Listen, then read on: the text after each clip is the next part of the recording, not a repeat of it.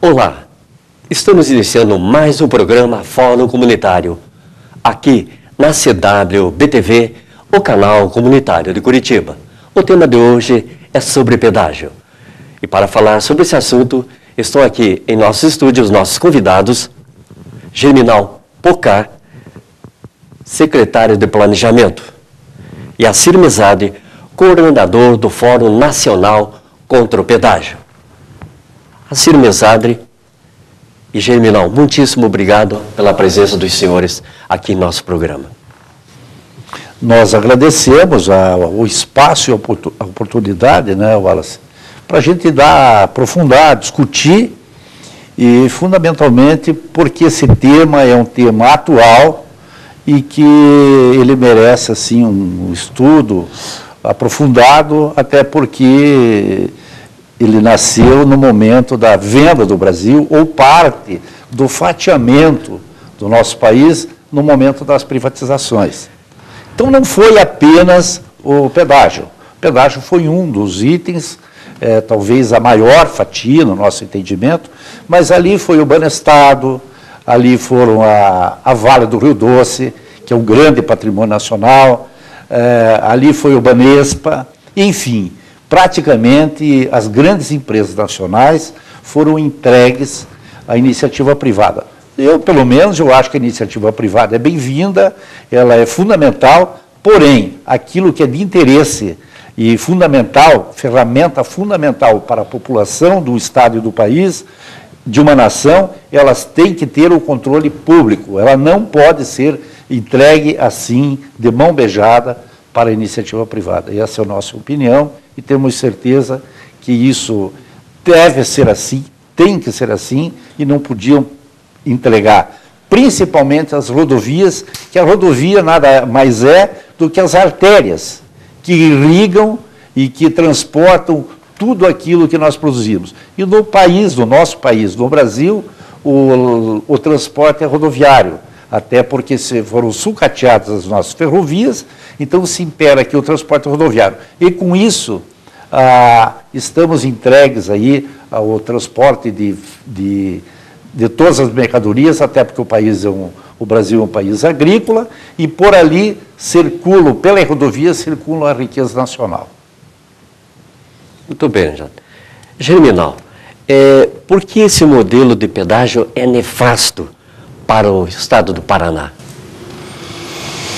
O pedágio foi constituído vislumbrando uma receita que esse ano, por exemplo, será da ordem de 1 bilhão e 800 milhões, e no transcorrer desse contrato, pela falta de transparência, inclusive da contabilidade, mas mesmo assim podemos chegar à conclusão que ao longo desses 14 anos que está vigorando o pedágio, nós contribuímos, a sociedade paranaense contribuiu em mais ou menos 15 bilhões de arrecadação.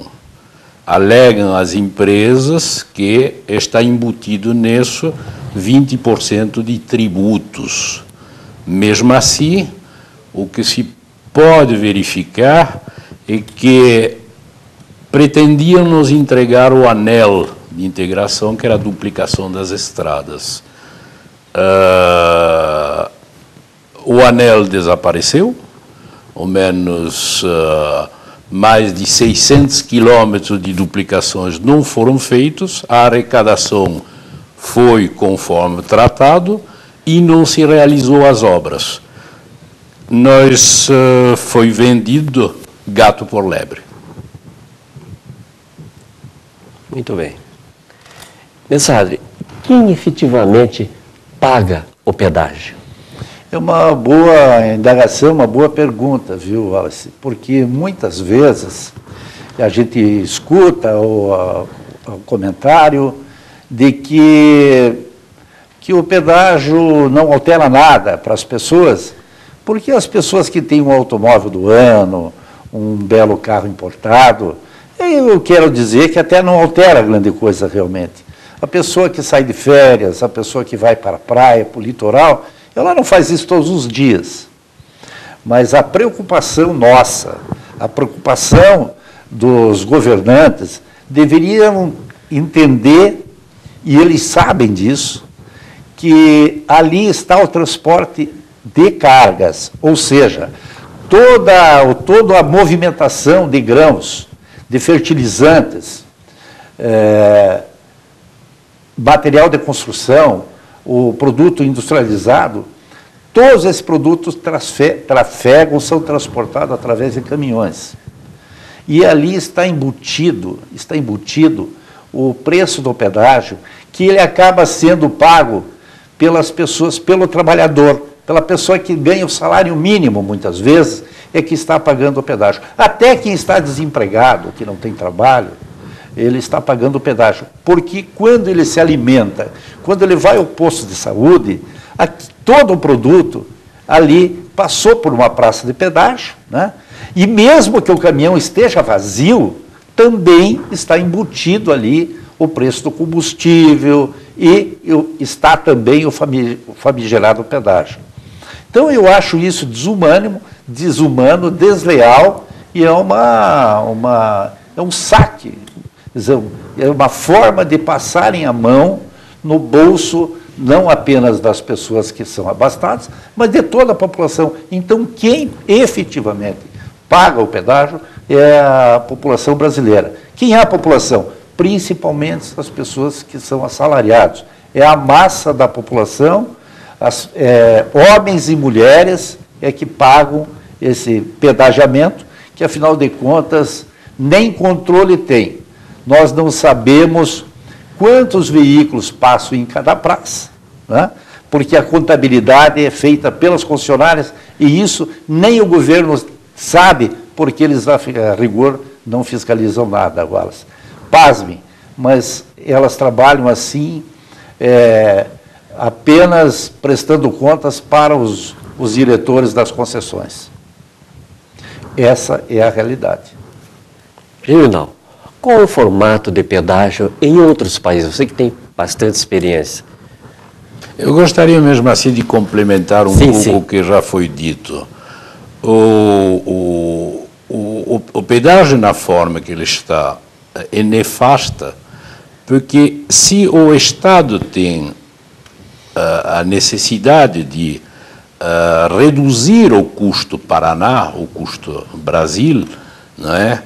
Ele deveria fazer com que as empresas efetivamente realizassem, quando tratassem isso. Hoje, o desvio de finalidade dos recursos arrecadados com o pedágio, que permitiriam essa duplicação, encurtariam e aproximariam os paranaenses dentro do território, ganhando 1 ou 2 horas de viagem e tendo muito menos acidentes, portanto, extremamente oneroso. E isso nada vem sendo feito.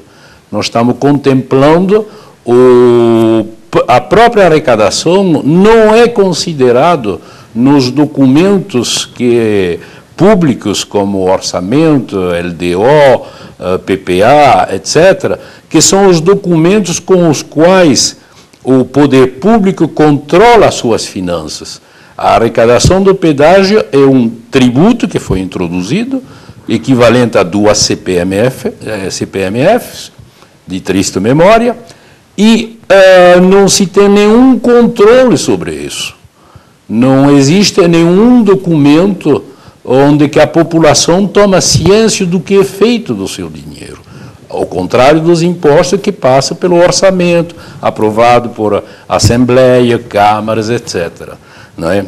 Quanto a outros países, se verifica que surgiram empresas de economia mista, com presença do Estado, com mobilização de fundos financeiros e um rígido controle por parte do Estado e da sociedade, onde que, inclusive, o processo de contabilidade nas sociedades anônimas modernas é feito pela poderosa, no caso do Brasil, Comissão de Valores Mobiliários.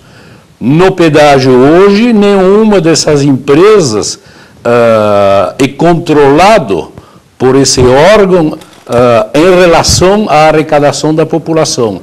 Elas estão cotadas na Bolsa como investimentos lucrativos meramente, captando recursos e, obviamente, comprando outras atividades econômicas, até fruto da poupança paranaense, que é desviado para outros estados. Bem, mesada, como resolver essa questão? Eu queria lembrar aqui que o nosso companheiro Germinal acaba de falar, que, na verdade, esse modelo de pedágio criado no Brasil é uma verdadeira caixa preta, porque ali se esconde muita coisa. Eu diria que nessa caixa preta estão ali embutidos os tais financiamentos de campanhas, campanhas eleitorais. E desafiamos a elite política, partidos, que digam que isso não é verdadeiro. Porque eles sabem que nós e muita gente do povo sabe disso. Então, é uma caixa preta em que estão os financiamentos de campanha, a exemplo da Delta e do Cachoeira hoje, que hoje a população inteira do Brasil sabe quem é Cachoeira e sabe quem é a Delta. A Delta é uma empresa hoje, uma mega empresa que começou há pouco tempo atrás. E é bom lembrar que o Cachoeira também trouxe um pouco de neblina aqui no Paraná. O Cachoeira passou também por aqui. Então, veja bem, se houve uma CPI nessa questão da Delta, do Cachoeira, em que foi fruto, por exemplo, da demissão de vários ministros, da demissão do próprio Pagô. Pagô é o presidente do DENIT, por exemplo, né, que recentemente esteve na CPI. É bom lembrar que cerca de 120 dias atrás, o Pagô ainda, o doutor Pagô, que é um engenheiro do DENIT, que até por sinal é paranaense, ele esteve aqui no Paraná, numa reunião em Cascavel, e ele sugeriu, quando foi perguntado sobre o abuso do pedágio no Paraná, sobre os acidentes, como bem colocou nosso companheiro Germinal Pocá, por falta de manutenção, por falta da duplicação, o doutor Pagô sugeriu que a população colocasse fogo em todas as praças do Paraná. Isso foi uma sugestão do presidente do DENIT. Para nós do Fórum Nacional contra o Pedágio, muita gente nos aborda e sugere a mesma coisa. E não é uma coisa que aconteceu ontem. Há muito tempo nos sugerem para que a gente tenha uma atuação contundente, de até uma certa desobediência civil com relação à questão do pedagiamento do Paraná. Porém, em várias conversas, reuniões, nós achamos que esse não é o caminho. Não podemos também entrar nessa provocação. Mas nós queremos alertar as autoridades, alertar os senadores, alertar os deputados federais, os governadores e principalmente os candidatos hoje a prefeito de grandes cidades, de pequenas cidades, médias e grandes cidades das capitais. É bom que eles discutam e aprofundem o conhecimento sobre a questão do pedágio no Paraná e no Brasil. Por quê? Porque a população não está mais aceitando de forma pacífica, tipo cordeiros, tipo aquele bovino que vai para o matadouro de forma assim silenciosa, para ser depois absorvida aí como alimento. Não aceita, a população não aceita mais isso. Nós entendemos que é através de um projeto de iniciativa popular, a exemplo aquele projeto que impediu a entrega da nossa famosa empresa e talvez das maiores do Paraná e do Brasil, que é a Copel. O Paraná inteiro conhece esse trabalho. Então, é através de um projeto como esse que nós haveremos de resolver essa questão de forma definitiva do pedágio do Paraná e do Brasil. Bem como o projeto de iniciativa popular da COPEL, também tivemos o projeto de iniciativa popular, igualmente, que também nasceu no Paraná, pela participação da igreja no nosso movimento aqui do Paraná, nasceu o projeto Ficha Limpa. Agora, se a gente não tomar algum cuidado, a gente não ficar, como se diz na gíria, esperto, o projeto de Ficha Limpa, de repente, será jogado na gaveta do esquecimento. Até porque que projeto Ficha Limpa, se nós permitimos e aceitamos uma sujeira, uma coisa nefasta, criminosa, que financia campanhas eleitorais de forma obscura, que é esse modelo que o nosso companheiro Germinal acabou de colocar. É uma caixa preta, sabemos que ali é fruto de financiamento de campanha e também, como diz a CPI do Cachoeira, também de corrupção da grossa, muito maior que a Delta. Muito bem. Senhor Germinal, qual a sua visão sobre o modelo do metrô a ser implantado em Curitiba? O problema é como todas as realizações públicas, qual é a finalidade dessas realizações. No caso do metrô,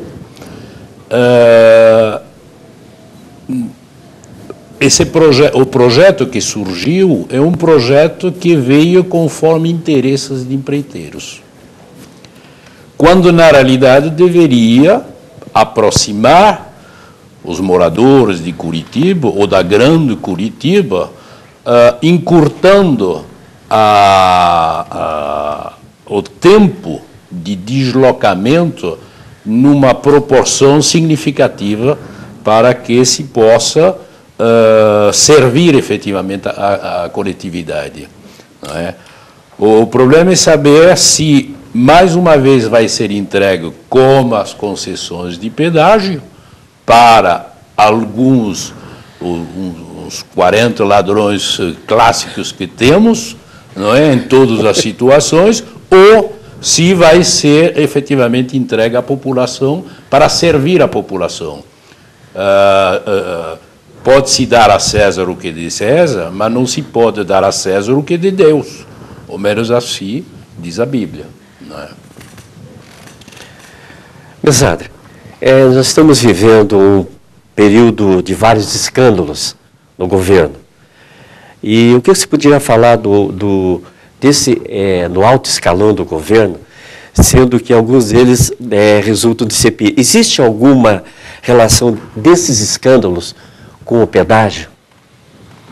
Ora, o pedágio ele não tem um escândalo explícito, porque existe uma cumplicidade das grandes empreiteiras que estão aqui de forma centenária e com a desenvoltura que eles desfilam, que eles circulam dentro do poder, dentro dos grandes partidos, médios partidos, inclusive dos pequenos partidos. Então, é uma cumplicidade da elite política, né? Tanto do Senado, é evidente que não são todos, né? Vamos deixar isso bem claro. Mas eles têm uma bancada que já há mais de 50 anos na Câmara Federal. Eles possuem nas assembleias legislativas, nos partidos, eles desfilam com uma desenvoltura enorme dentro dos demais poderes. Então, veja bem, isso só poderá ser combatido através de uma organização da sociedade. Se não acontecer uma organização dos homens, das mulheres, dos jovens, dos estudantes, de forma organizada, isso não acredito que se tenha sucesso. Mas é através do trabalho, através do esforço, que nós vamos conseguir chegar lá perto. Eu quero citar um exemplo que eu ainda via hoje, eu vendo a televisão, aquela televisão que é famosa no Paraná, no Brasil, que na verdade comanda, e você não vai ver nunca elas falarem, essa grande imprensa Você nunca vai ver eles falarem dessas mazelas. Por quê? Porque elas têm ali a tal de taxa de proteção. Porque elas recebem, muitas vezes não para explicitamente fazer elogios a esse grande poder econômico, mas pelo menos para não falar mal. Ontem, por exemplo, vendo o Jornal do Meio-Dia, eu via lá em Jacarezinho, por exemplo, no momento em que colocaram, assim, durante 5, 10 minutos, as pessoas, os caminhões, automóveis, porque em Jacarezinho é um fato à parte. Poucas praças no Brasil têm aquela característica. É 3 em 1. O que é 3 em 1? Para as pessoas mais velhas, que se lembram daquela goiabada SIC, que era uma lata grande, tá, muito bonita, e eram 3 em 1, por quê? Porque tinha uma fatia que era goiabada, pessegada e marmelada. Então, esse 3 em 1 aconteceu na Praça de Jacarezinho. Lá são 3 praças em uma só. Tem a Praça Matriz e 2 que eles chamam Rota de Fuga. Então, elas têm mais 2 menores. Em São Paulo ocorre muito isso também. E ali, então, eles apanham tudo, tipo aquela rede feiticeira que pega o peixe graúdo, mas pega miúdo e também alivinos. Então, eles caçam tudo ali. Então, pasmem,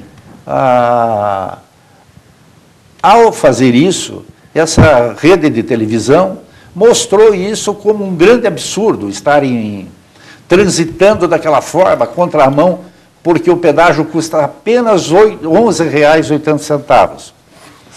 Agora, eles esqueceram de dizer uma coisa, que aquela praça está sob júdice, aquela praça já tem decisão na justiça que ela tem que sair dali, bem como mais 3 praças no Paraná, e eles se sustentam em cima de liminares que está no Supremo Tribunal Federal. Então, aquelas praças rigorosamente não deveriam estar ali. Estão por quê? Porque eles possuem grandes advogados e também uma certa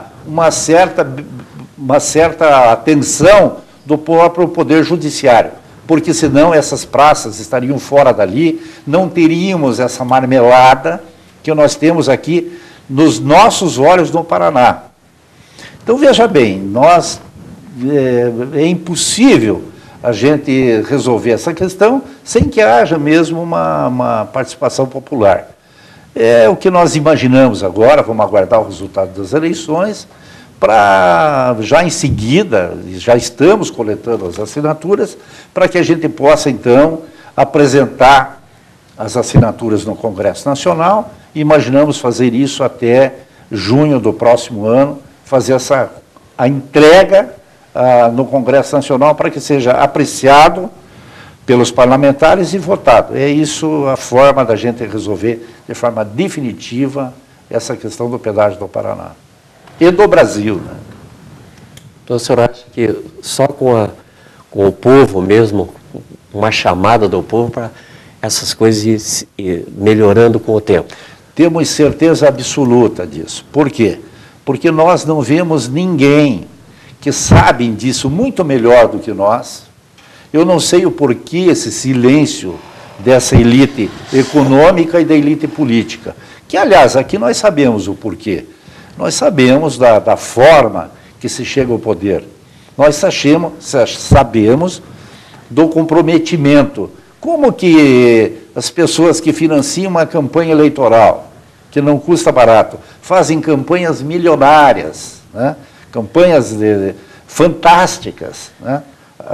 E depois não vão atender os interesses dessas empresas. Então, se não ocorrer a participação popular, eu acho muito difícil, mas ela acontecerá. Mesmo que a gente não queira, alguém irá tocar isso. Por quê? Nós vivemos e verificamos recentemente eu não diria uma rebelião, mas uma manifestação muito forte com relação ao transporte de carga, os motoristas, os empresários de transportes, né? E assim por diante. Agora, recentemente, verificamos aí um descontentamento brutal com a Receita Federal, Polícia Rodoviária Federal, Polícia Federal. Então nós estamos vendo isso e nós não queremos nada daquela orientação do Dr. Pagulha, que nos desculpe, de colocar fogo, incendiar e demolir as praças de pedágio. A gente gostaria mesmo de transformar aquelas praças de pedágio, transformar numa bela churrasqueira para os caminhoneiros e um ponto de parada para descanso. Isso que a gente gostaria que a gente gostaria que ocorresse, porque se o Estado do Paraná e o Brasil construíram todas as rodovias que existem, isso há cerca de 20 anos atrás, contando com uma frota muito pequena, imagine hoje o poder que o Estado tem, não precisaria ter essas empresas faturando o que faturam em cima do lombo e do suor do povo do Paraná e do povo do Brasil. Exato, estamos chegando ao final do nosso programa. Muito obrigado a você e muito obrigado a Genival pela presença aqui e esse esclarecimento, que foi de muita qualidade. Nós que agradecemos, doutor Wallace, pela receptividade. Muito obrigado. Do Florencio das câmaras aqui, da produção, que sempre contribui, do Germinal, que contribuem aqui conosco e com o povo do Paraná, tenho certeza disso. Germinal. Muito obrigado também pela entrevista, Wallace, para podermos externar efetivamente o que pensamos. Obviamente o programa poderia até ser mais longo se quiséssemos, mas obviamente não é possível aceitar esse tipo de situação que busca enriquecer alguns em detrimento da maioria. Muito bem, muito obrigado. O programa Fórum Comunitário está chegando ao final. Nós queremos agradecer a você que nos acompanhou e até um próximo programa, se assim Deus o permitir. Muito obrigado.